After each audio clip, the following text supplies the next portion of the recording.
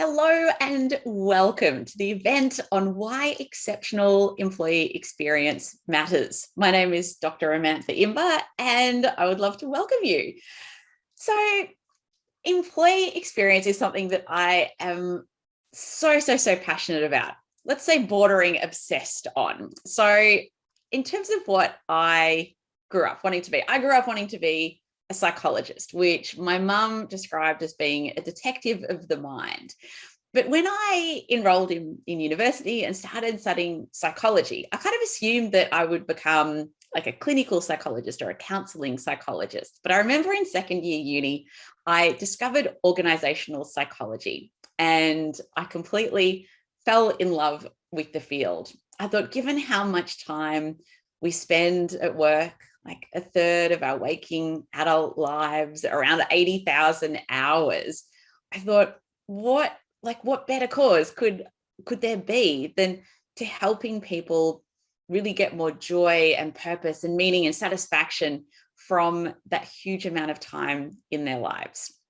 So after graduating from university and finishing off my PhD in organizational psychology, I had a few different jobs, none of which I loved, but out of necessity, I guess, because I couldn't find a workplace that I desperately wanted to work for, I started my own consultancy, Inventium, about 15 years ago.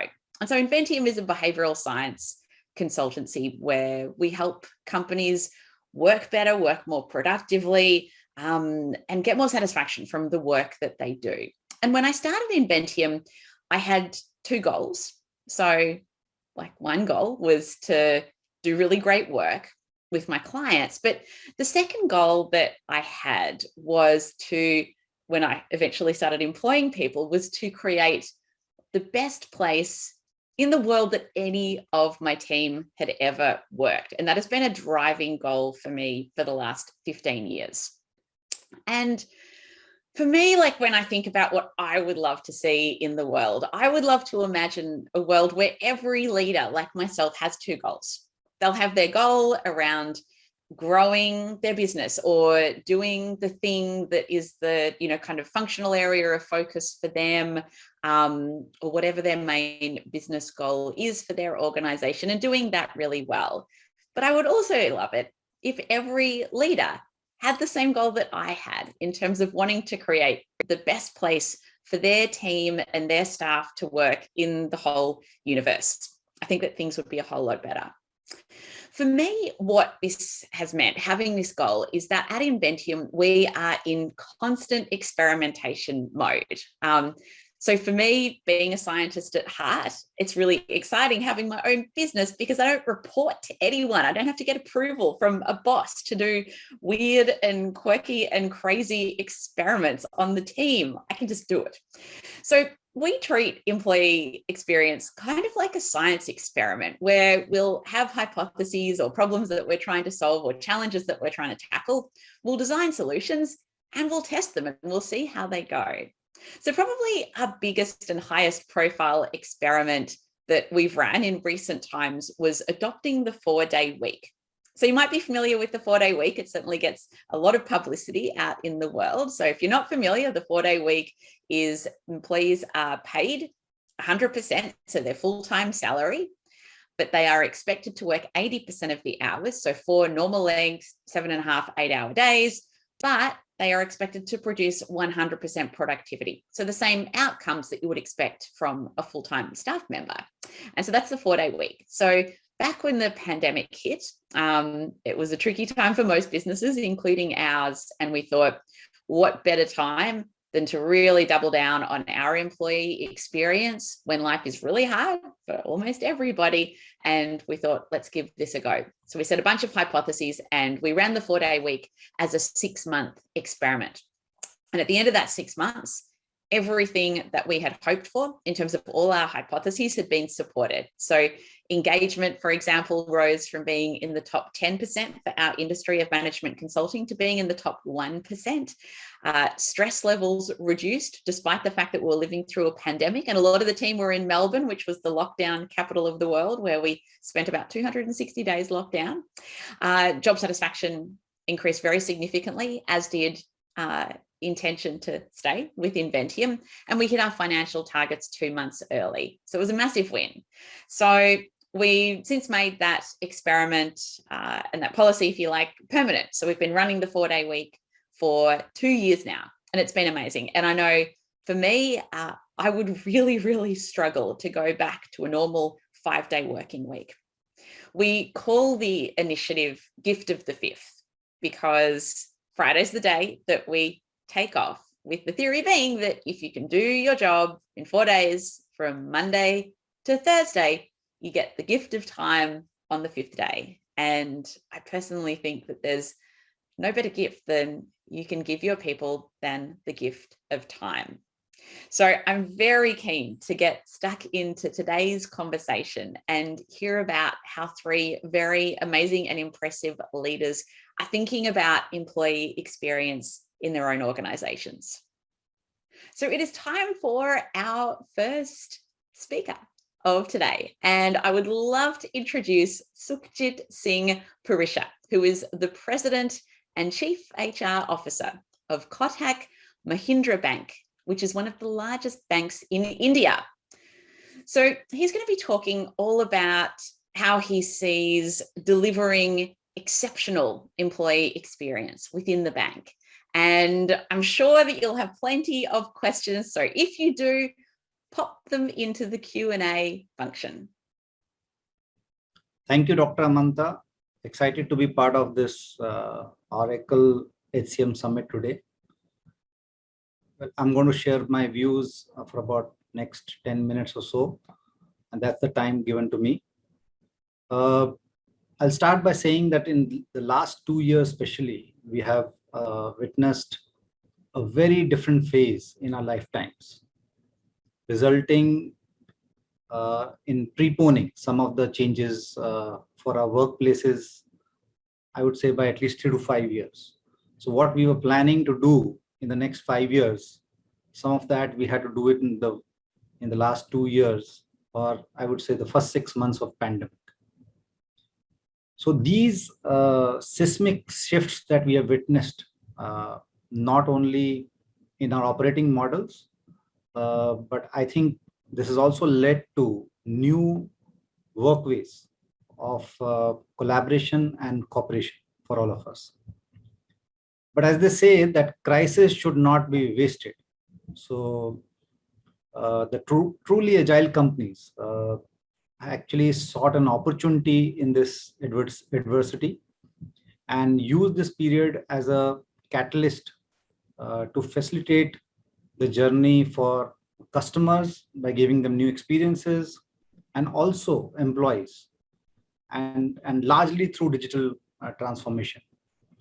So one of our key partners in this transformation of digital journeys has been Oracle, and I'm delighted to be speaking today at the Oracle HCM Summit.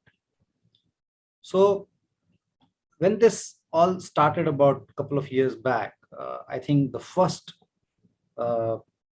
strengthening of employee experience was all about, as they say, 4 C's. We call it 4 C's. That is more about care, reaching out to people, finding out what they need, etc. The second was communication. What are do's and don'ts during this period? How can they work? What should they do? Sitting at home, working, etc. What are the new rules of the game? So it was all communicating, a lot of protocols every day. The government was doing, and the organizations were also doing that. And third C, which was more about continuity. How do we continue with the basic required work so that the organization continues to deliver to the customers? And the fourth one was more about costs. So how do we, take care of the costs while doing all this? So it all started with the 4 C's, and now it's all about 4 E's. So first we started with 4 C's, now it's all about 4 E's. And actually in the last 1 year, the focus has been on experience. So we're going to talk more about experience today. And again, experience has been largely led by digitization, not only for customers, for even employees. Then the second E, I think we've witnessed a lot in many organizations in the last few months, is being empathetic. And empathy here is more about, connecting with people through various wellness programs, delivering N is equal to 1 approach as to who requires what at what stage of the career or what stage at home, what are the requirements, different stages of life, as they say, employees are in. So having an N is equal to 1 approach and being empathetic towards that employee. And third one is empowering more employees. So new age policies, hybrid working models, managers letting it go in terms of losing a little bit of control and saying, okay, let's make decisions in line with what the employees want. So empowering more and more. And the fourth E was all about educating and equipping the new workforce, the new way of work. So I think that these are the 4 E's that were focused a lot in the last about a year or so, and I think this is going to be the focus in the coming months also. So the complexity definitely increased for all of us, all HR professionals, and suddenly we had to change gears across, and different facets of HR, not just one aspect of HR. So I think it was about, somebody was asking for more flexibility, somebody was asking for more empathy, somebody was asking for health and wellness prioritization, etc. Somebody was asking for leveraging, putting the technology in the fifth gear. Then the different culture, different way of delivering learning, data driven decisions, etc. So I think these are the kind of things. So an employee centric workplace is what I call is an environment that encourages free flow of communication, ideas, creativity, and all this can be only given or done by allowing all this to happen. That is, we offer more and more flexibility and choices to people. That is number one. And we at Kotak also witnessed that. For example, for the first time, we went full hog on hot desking, work from home, etc., which we never thought of, earlier as a bank.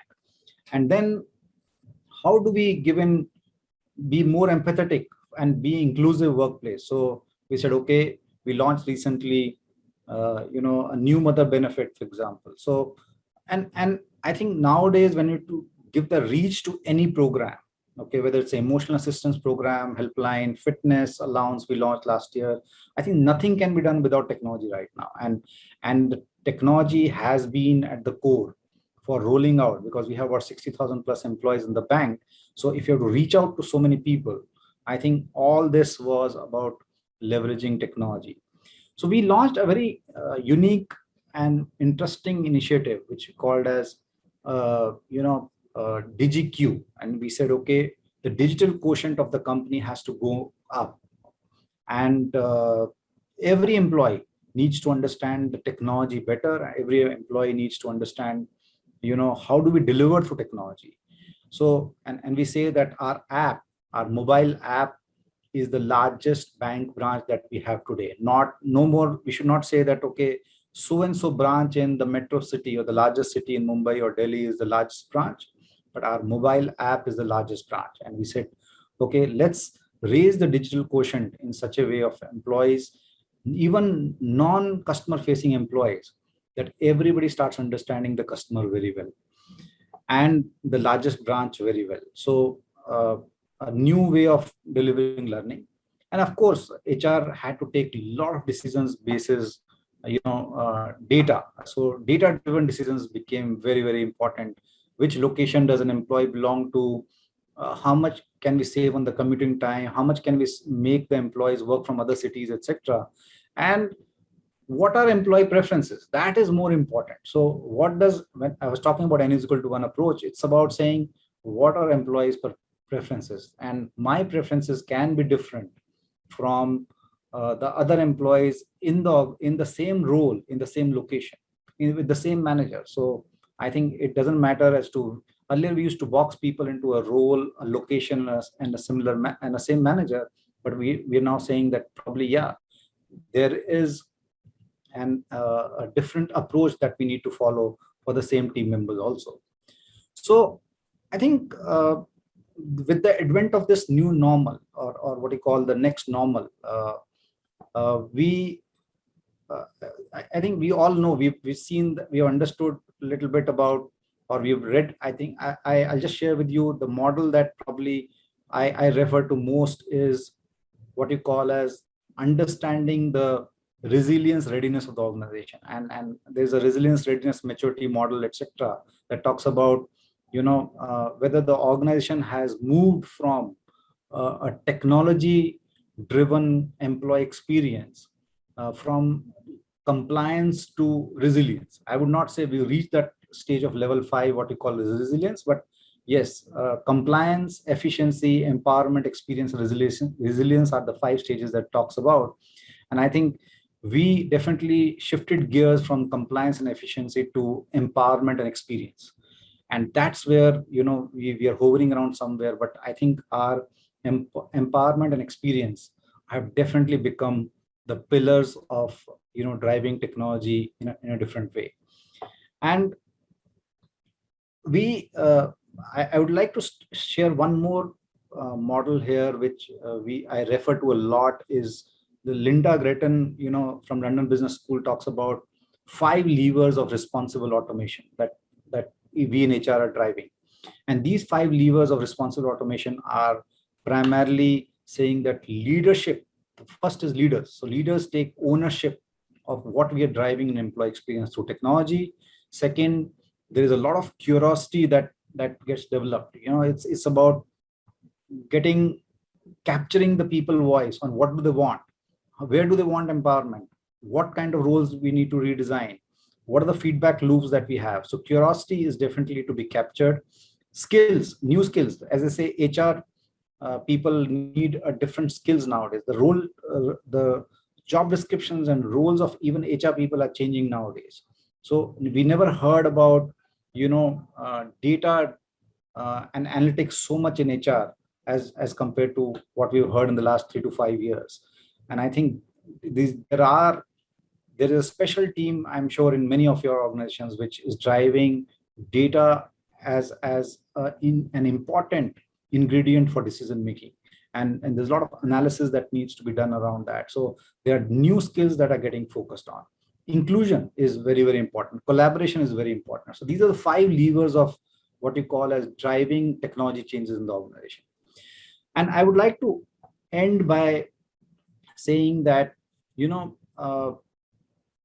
while we're driving all this, there's no one size solution that fits all. I think it's about, there are few keys to leverage technology, especially and bring in a great employee experience. One, I think we have to all focus on making employees self-reliant. I think on the HR services, I know we have been talking about for many, many years, but I think HR services definitely need to be moving in a phase where employees, the managers, all of them are self-reliant. Even the HR employees don't need to be reliant on each other. I think they have to be, driving it on their own. So all the HRIS, HR transactions, etc., need to be moving into a self-reliant phase. Second, I think we have to use more and more data to get answers to people. And the third important aspect that I think is emerging more and more now with the employee experiences, we start paying attention to appearance and functionality. I think that's become the key now. The first two, I think many of us have been driving for in our organizations, but large organizations like us now have started paying equal attention like we used to have for customers, similarly for employees, there's a lot of focus on appearance and functionality of what we are doing. So the world is definitely changing around us. There's a growth of social networking that needs to be taken care through technology and employee experience. There's an expansion of compliance and reporting requirements. There is more of what you call as a millennial, mindset of more renting, less buying of services. There is a more requirement of BI or business intelligence and dashboards, and uh, we are also struggling with two aspects of data. One is we need data transparency, but at the same time there are privacy concerns that are being highlighted. So in all this that is going around us today, the environment that we are in, I think HR can play a pivotal role than ever before in shaping the culture of the organization, and we can deliver better outcomes for customers and other stakeholders through the people. I think we play a very, very important role in the organization nowadays in terms of changing a lot around us. There's a great opportunity that this environment has provided us by changing a lot around us, transforming a lot around us, and delivering better employee value proposition and better employee experiences and better outcomes for the organization as a whole. Thank you. Thank you so much, Sanjeet, for that very inspiring keynote. I think the thing that stuck with me most is that, it's easy to kind of see a crisis like a pandemic as, the most horrible thing that can happen to businesses. And there's obviously lots of downsides to a pandemic, obviously, but it does present so much in the way of opportunity. And it is interesting to think about, how it was the innovative, agile companies that took advantage of this and created really new and brilliant experiences for both customers and employees. So thank you for that. I would now love to introduce two very amazing and accomplished leaders in the world of HR. So we have Jasly Voon, who is the Chief People Officer of Fujifilm Business Innovation in Singapore, joining us. Welcome, Jasly. Very good to have you here. Thank you. And we also have Andrew Denon, who is the Head of HR Shared Services for Synlait Milk. Welcome, Andrew. Thank you. It's great to be here. So I'd love to start off by looking at what does a great employee experience look like at each of your organizations? So Jasly, how do you know if you're providing a great employee experience? I think in my context, employee experience is not just about having a decent work environment or nice technology that enable people. I think super or Stella's employee experience is a combination of three things, which is the culture, technical environments, and the physical environment. With that integrations, it should touch on every employee journey touch point, so that, of course, at the end of the day, the great employee experience will lead to high employee engagements, high employee productivities, and employees are more devoted to their work. They will go extra miles. And of course, at the end of the day, you will give a positive result in the business and also improve the sense of individual well-being. So the employee experience can also influence employee decisions to return to a former employer. Like, for example, my company's CEO is a returnee joiner, and we have a lot of people who are left the company and rejoin. So that kind of experience is people leave, they thought that the pasture is greener out there until they touch the field, and they know that perhaps Fujifilm is still the best place to work. So the kind of experience that's bring not just existing, but people who have left and then came back. Perhaps a world-class employee experience can also let an employees to choose to spend their career with the companies, right? And grow with them, because at the end of the day, the company provide the best opportunity to develop and continuously improve their well-being. So, like it says, employee experience consists of culture, technologies, and also the physical environment. Certainly a good test if people leave and then come back. How about for you, Andrew? Like, what makes a great employee experience in your mind? Yeah, very similar. I think culture comes first, no matter what. It starts there, it ends there.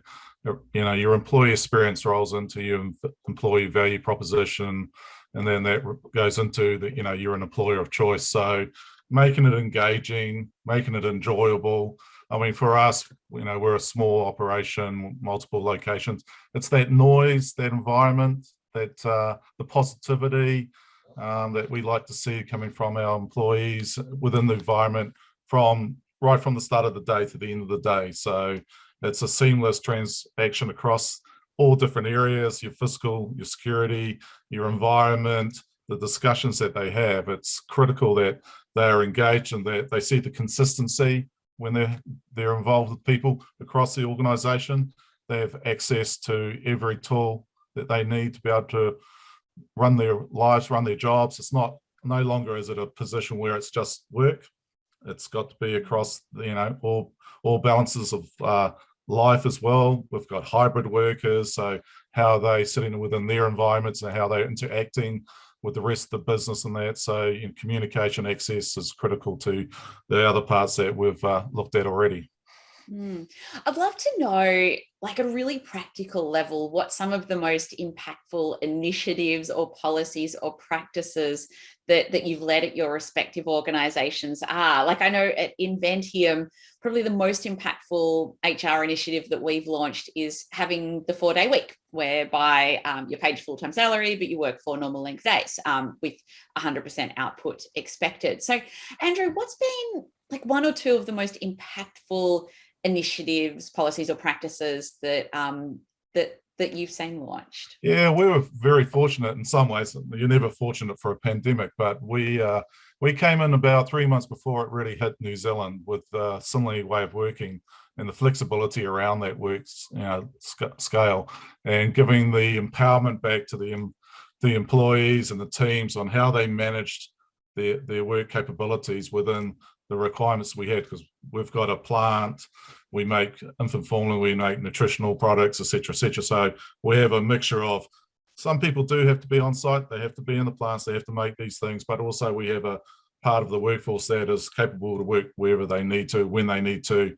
And to drive those productivities, we looked at what was wanted, what we could deliver, and then we built that around the people and the framework, and we brought that out to the business. Fortunately, about 3-4 months before it all kind of changed, and we all had no choice but to go into the hybrid work environment and that. So it's incredibly successful. Now that we're kind of getting through the maturity of the pandemic, and that we now are going back to that framework and reevaluating it and going, what is it now? And it's not a matter of just a need anymore, it's a want. So what do our people really want? Have they been successful in being able to deliver what they want to, succeed in their development? Their personal lives are now intertwined in between it. What do they want out of that? And really go, right, okay, it's amazing, but how do we make it to a level now that in 5 years' time it will really be part of that value brand that we have as a company, and we think that is the key to it all going forward at the moment. How about you, Jessie? What have been some of the most impactful initiatives that you have been involved in? I think impactful initiative will be the engagements with the people, let them have the voice in it. That's what Andrew shared is quite valid, the empowerment. Because once you involve the people through the empowerment, they feel that this is something that they created, they're part of it. So it's easier that you create, it's easier than something that you create from the top and then you just cascade. Then somebody says, I own it from the voice. I says, oh, you guys are creating something I suggest. So people are more excited about it. So that's why in the essence, communications or feedback is an important element for us to drive the reality of getting the employee's voice and put in place something that is much more relevant, things which is going to excite them, and thing is going to make the whole initiative much more fruition. I guess like when you're going to this like ultra flexibility approach and giving people more autonomy, that can be quite scary for managers that are used to more of a kind of, command and control style of ruling the organization. So I'm curious how both of you have managed that. I'm sure you've, both had leaders of that style to kind of contend with. Yeah, it's an interesting one. There is a true diverse mixture of views and beliefs.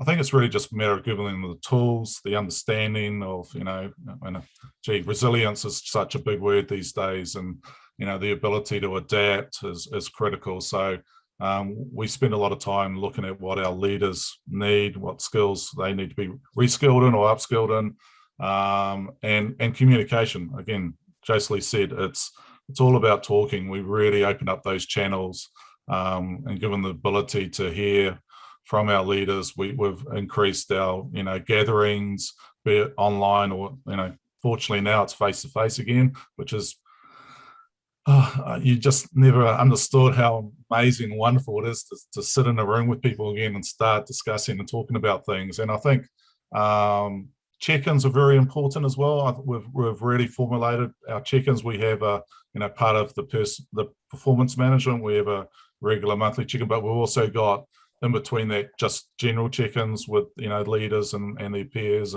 and throughout the workforce, just to hear what's going on and share stories. It's amazing what you can get out of a quick chat. We may not be by the water cooler anymore, but we certainly still can ensure that that's available there for our people to have that. So for us, it's really just establishing some rules. There's always got to be some of those. Working out what tools they've required and building out those, and then really just getting that chat going, that communication going, and ensuring them they realize we're in it together.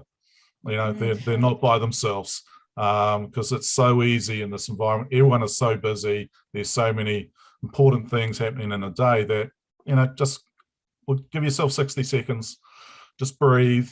We're here with you. What can we do to help? Can we share a story that relevant to what's going on at the moment? And here are some tools that may be able to, just make it just a bit better for you.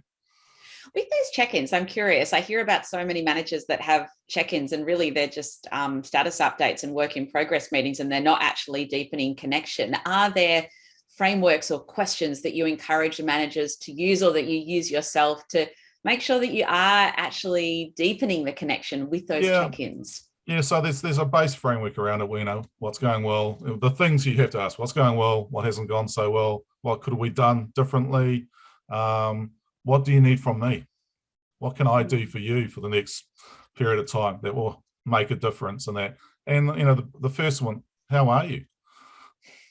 And that's probably the biggest one to ask right at the start, and it makes a difference just for someone to say, how's it going? And then just open it up, and the rest come from that. And I think the value in that is more than anything else we could do at the moment. Jocely, I'd love to know for you, I'm always curious, what keeps HR leaders up at night? Like, what are the big challenges that you are tackling right now, given we're kind of returning to the office in many locations, where hybrid seems to be the way of the future? What are the things that are keeping you up at night right now? Frankly speaking, I don't be awakened by any such a thing. I think in my environments, we have a very supportive team, very supportive leaderships here, where informations are flowed from bottom up, that we resolve things together. So I wouldn't say it's a sole HR leaders problem. It's a collective leadership's initiative or ownership. If everything is put under HR, it's going to be an HR initiative that HR thinks alone. And whether or not the management leaders buy it in, and there's a lot of pleasing words to do. So I don't be wakened, but I'll make sure the leaders are wakened at night because of their employee feedback. So with employee feedback, then we look at it collectively to say what are the things that we can do within our control, and what are the things we can't. And we apply an open communication and transparency approach to tell employees what visible and what not visible. And that's the reason why we have a regular communication with employees, such as manager communications. I think back to the early questions about the check-in. The manager's communication is where we target all the managers to raise issues or challenges that a manager may be facing. Also, instill a culture of huddles. So we even go down to extremes that asking managers survey on the spot how regular you do your huddles, once a month, twice a month, weekly. So that's, we want to instill a culture that huddles, regular check-in, and how do you reach out to your employees. So I would say that anything that will have surfaced, it will be addressed together in a collective environments where our executive leadership teams will look at it. What can we do to help and support our employees? Love that. I'd love to know for both of you what role technology is going to play in the future in terms of delivering a great employee experience. What are your thoughts on that, Andrew? Well, I'm a converted, so everything's going to come and go from it. Chickens, we run chickens through the HCM, so we can bring that data to the table, and we can look at things like chickens versus your engagement scores to see if the variances and the relevance between the two, and then be able to pinpoint down who needs help, who needs things. But I think technology is critical. Mobility is there, so we have people on the floor, so how do they get access to what they need? How do they get to be able to deliver that information flow and get the information they need? So it's critical there. The ability to analyze is going to mean, if you don't hit analytics hard now, in the next couple of years, the difference between those who have and those who haven't is going to be such as extreme. It's going to be very clear who are the winners in this environment. Recruitment, workforce planning, HR help desk, communication, engagement, it's all going to be run through a digital platform. And the more you can connect it, the more you can hold it in one single source of truth, the more you're going to be able to be agile and adapt to change quickly and have that back up to be able to deliver that to decision making. So it's certainly is probably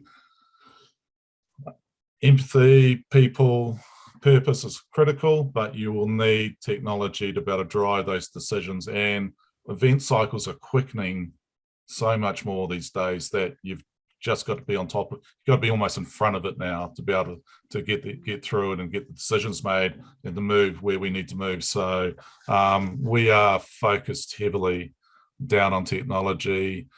We still believe it's a people business, it always will be, but it helps our people. It's another thing, it buys time, and the one thing we don't have is time. So I know it's an incredible tool that we need to embrace. Yeah, given all the data that you're getting from the technology that you're using, what are perhaps some of the ways that you're starting to use data differently, or some ways that you're using that data that might surprise people? Yeah, well, it's funnily enough, it brings you back to the basics sometimes. So we implemented HR Help Desk 6-7 months ago, part of because of the hybrid workforce, and we wanted a consistency, a transparency, access to everybody. But it's ended up being our pulse survey. So we know when we get we analyze it all the time. We know when people come in and looking for certain things, looking for a certain policy or questioning a certain thing within the environment, that's what our people are looking at, what they're focusing on. So we can build out our communications, we can send out our HR team to go talk to the leaders, go talk to the people to say, we know for a fact that this is something that is on the radar of everybody right at the moment, and we need to address it.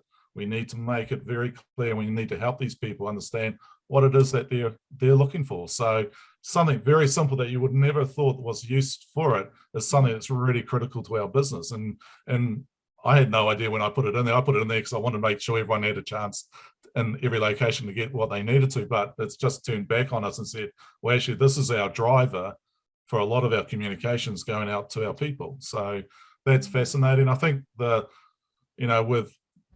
the shortage of talent at the moment and how we're running teams and how, it's so busy and everyone's trying to do the maximum as we can, we look at leave and absenteeism very closely to our shifts and our productivity now, to make sure that the balance is there and that we're not putting too much, on our people that they can't deliver. And if they are delivering, are we causing other issues that we'll have to address in the near future? So it's an amazing tools that we can use, but as always, you've got to ask the why. So we have people sit back and we will sit back and go, why is this happening?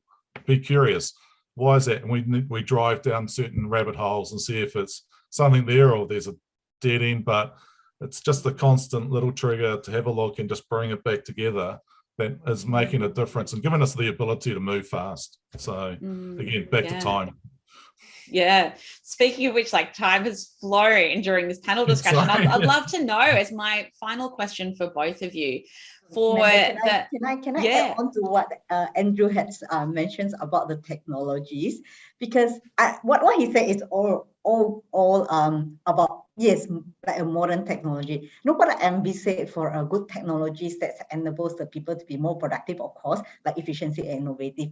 But what the moving forwards or the future of technology, it should be highly leveraged on the data that create more personalized experience, like to support predictive analytics. I would say that maybe the future of HR will be a fortune teller, meaning like we will be act like a person that can tell the business, I know that who's going to leave, I know that who's going to fit, and I know inside out about your people. So that kind of intelligence built in that enable the HR professionals to position ourselves that, yeah, we have an AI behind our back to provide a prescriptive solutions.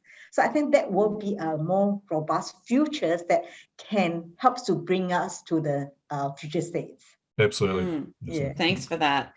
So my final question now, really, for reals, for you both, is for people that are listening, what is one thing that they could do tomorrow or next month to really improve the employee experience at their organization? Jessley, while we're on you, what do you think? What's one thing? I think like what I say is the most important thing is hearing from the ground, because nothing will be much more impactful or much more close to the likes of people is the voice of the ground. So if only one thing that we have to do is to connect to the people and get their insight, value their feedback, and starts from there. That's love it. Yeah, so simple. So simple. Andrew, how about for you? Oh, it's absolutely right. Get out and listen. Fortune teller, storyteller, but the most important one at the moment is to be a listener. So you can't do that sitting at your desk. You need to get out there. You need to talk to your people and just let them tell you what's going on, and then go back and find the solutions that they need. And we've got a lot of experienced people in the world that will always willing to share. You've got technologies, but if you could just stop, give yourself a bit of time and listen to what their stories are, what their issues are, and what they want and what ideas they have.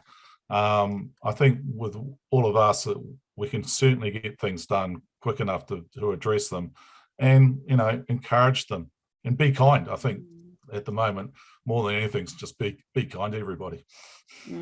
What a lovely note to end on. Andrew and Jessley, thank you so much for your insights into the world of employee experience. I think for me, what I take from that is, data is obviously critical and obviously so important to personalizing the employee experience as well, but also nothing beats just getting out of your office and going to speak to people, asking good questions and listening and using what you are hearing to improve how people are experiencing in their workplace. So thank you so much, everybody, for joining us. And I hope you've got lots of insights that you'll be taking forward in your own work.